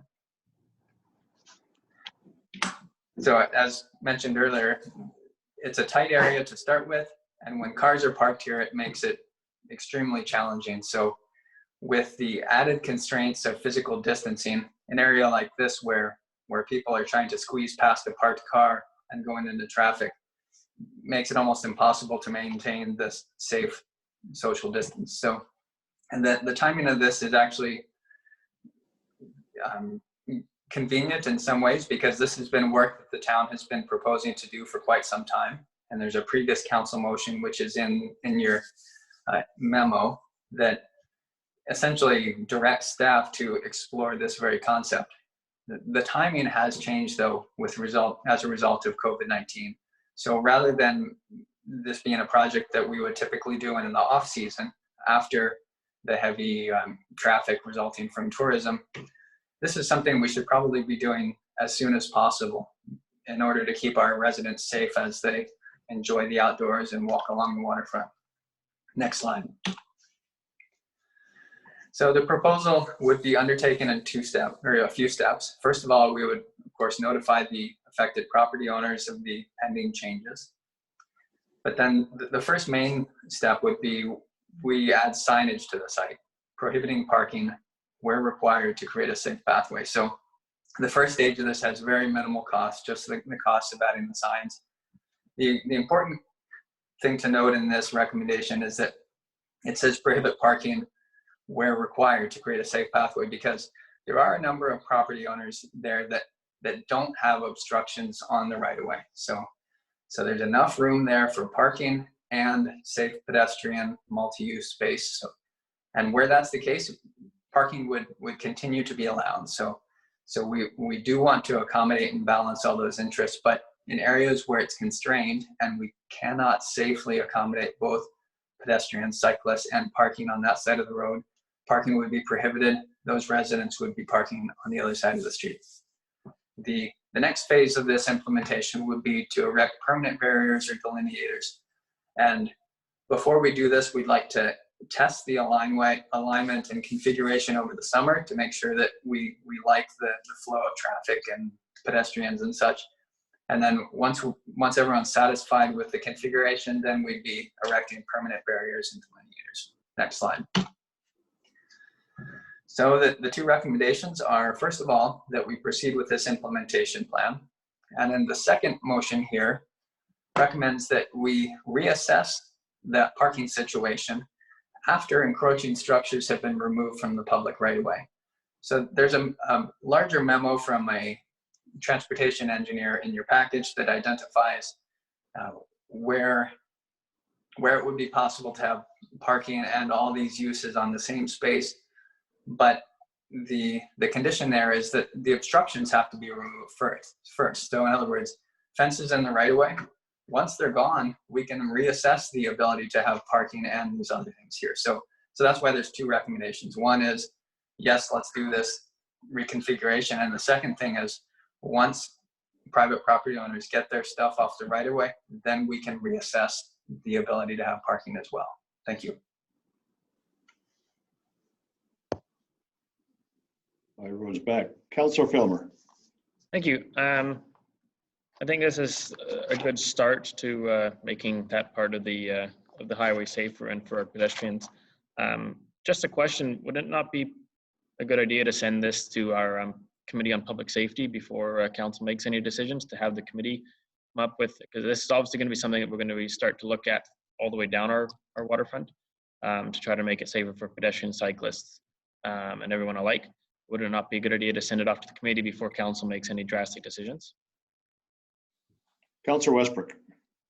Thank you. As chair of the committee, I can pretty well guarantee that nobody on a committee will be against us trying to make it safer.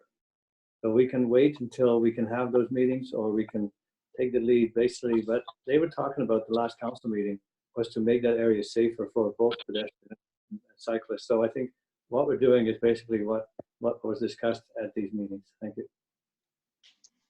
I think it's almost probably a good idea that when we get started on the encroachment piece. Councillor Walker. Thank you, Mr. Mayor. I believe we've actually referred elements of this already to the committee. I'll move the first recommendation, adding with Work Plan 3 deferred until further reviewed by council. Second that. I'll speak to that. Councillor Walker. So all of the notes within this document, I think, make a lot of sense. It's timely. I think we should get on it right now. The challenge I have is that as we start affixing permanent improvements to this stretch of road, I think that does require some further engagement with the community as well as those directly affected. So I think this allows staff to continue working now. The idea, it's already deferred until fall, is within the report, the timeline for the permanent improvements. And so what that does is it hopefully provides an opportunity for the community to provide input on the temporary measures before making them permanent. Councillor Harrison. So just one question then through the chair to staff. Would then that amendment to the first recommendation impact the implementation of the signage? Just to let people know that you can't park here anymore because it's unsafe. No, it would not impact the implementation of the signage. It would just, we would just need to make sure that anything that was put in place to prohibit parking, whether signage or temporary barricades, would be removable if the configuration wasn't ideal. Further discussion on the amendment. On the main motion as amended. Main motion as amended. No further discussion. Thank you. All in favor? Opposed? Carried. Thank you. Councillor Walker. I'll move recommendation number 2 and alternate 1. Second. Agreed. Discussion? Seeing none, all those in favor? Opposed? Carried. Thank you. Spruce Street.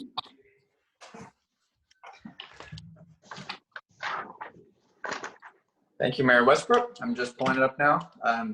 So the next item on the agenda is the zoning amendment for 595 Spruce Street. This property has been considered by council several times now, so my discussion will be brief. This is a property on Spruce Street between Harlech Road and Mill Road.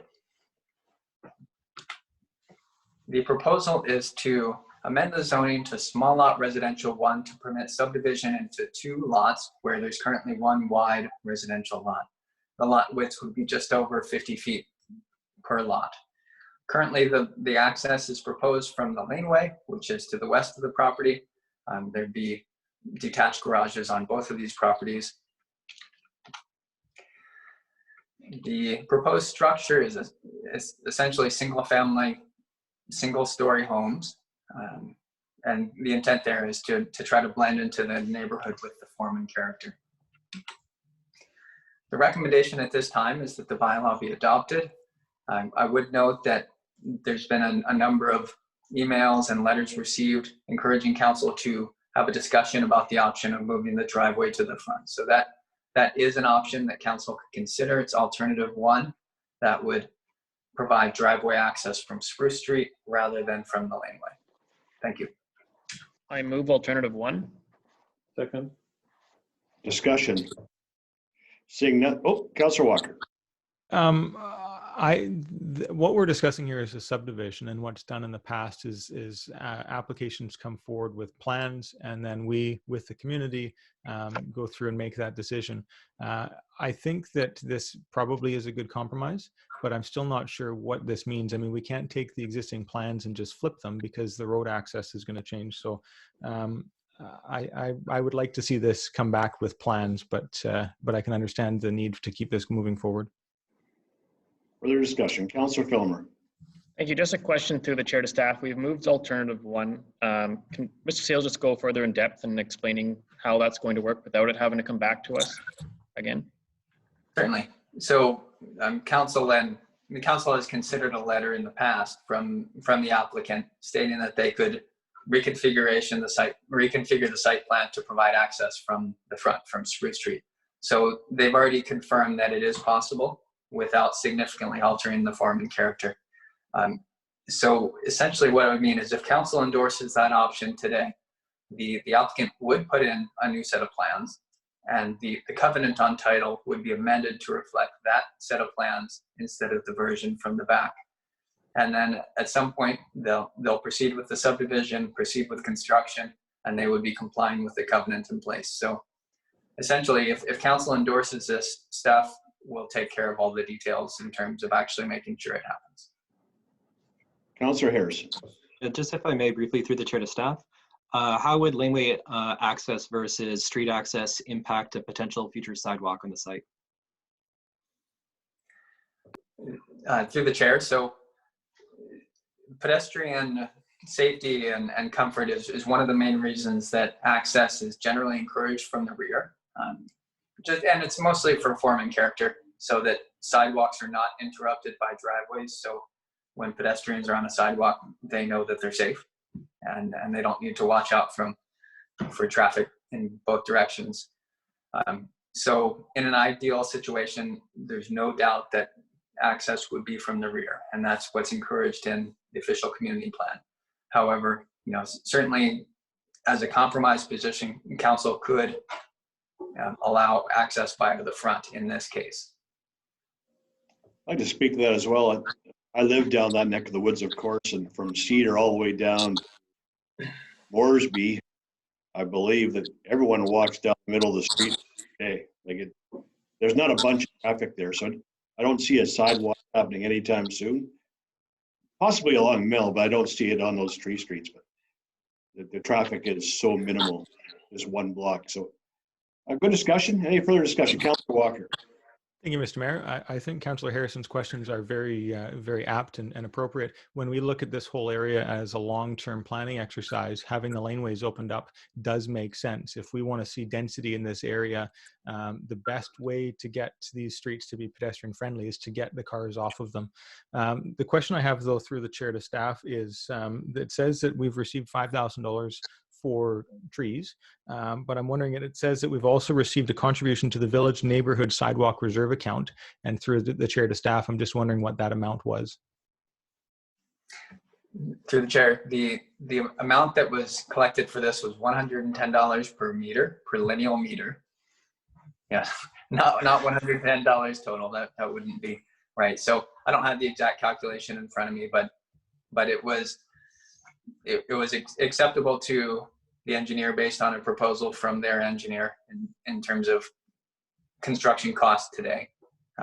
And given that these are some of the first applications that the town has collected that, whereas in the future we might expect that dollar figure to be higher. For this applicant, and the 4th Street applicant that council previously approved, we accepted $110 per meter. Thank you. Further discussion? Seeing none. Councillor Westbrook. Thank you, Mayor Wiese. The reason why I support the switching around from the driveways to the lane to the road would allow for a future owner to build secondary suites in the back of the property And at that point, you'd have to open the laneway, as was done on Pine Street. So I think if you kept the driveways as they're currently planned to the laneway, it would probably compromise building a secondary suite, but I think it's important. And at that point, you would make the changes accordingly. Thank you. Good comments. Thank you. Further comments? Seeing none, all those in favor? Opposed? Carried. Thank you. I believe that calls with comments from the gallery. We are done. Motion to adjourn, gentlemen. Move to adjourn. Seconded by Councilor Westbrook. All those in favor? Opposed? Thank you very much, gentlemen. Great meeting. Thank you. Bye.